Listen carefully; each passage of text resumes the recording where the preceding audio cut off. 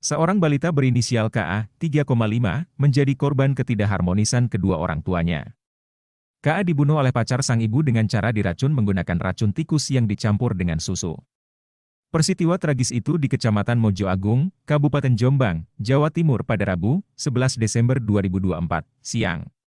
Dilansir dari Kompas.com, Kasat Reskrim Polres Jombang, AKP Margono Suhendra mengungkapkan bahwa sehari-hari, korban KA tinggal bersama ibu kandungnya, TIP, 28, di Kecamatan Mojo Agung, Kabupaten Jombang. TIP, yang sedang pisah ranjang dengan suaminya, kemudian menjalin hubungan dekat dengan JG, 23. Namun, TIP meminta JG untuk mendekati anak-anaknya juga. JG menyanggupi permintaan tersebut. Hanya saja, JG hanya berhasil mendekati anak sulung TIP, sementara ia kesulitan mendekati KA, anak bungsu TIP.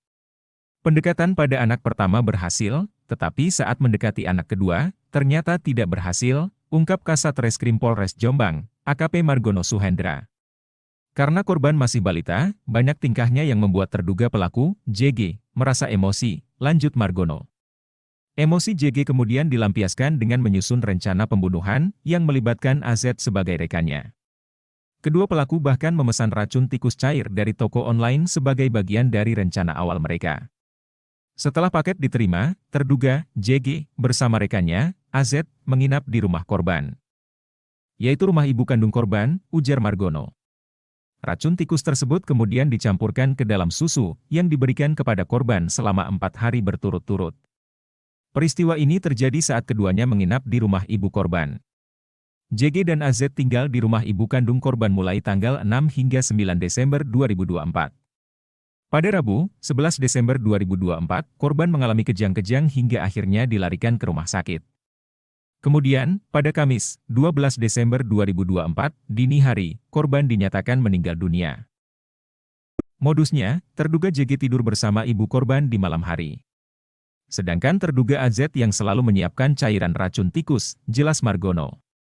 Cairan racun tikus itu diteteskan ke dalam susu atau gelas sebanyak 5 tetes, mulai dari hari Jumat, Sabtu, Minggu, hingga Senin, tambahnya.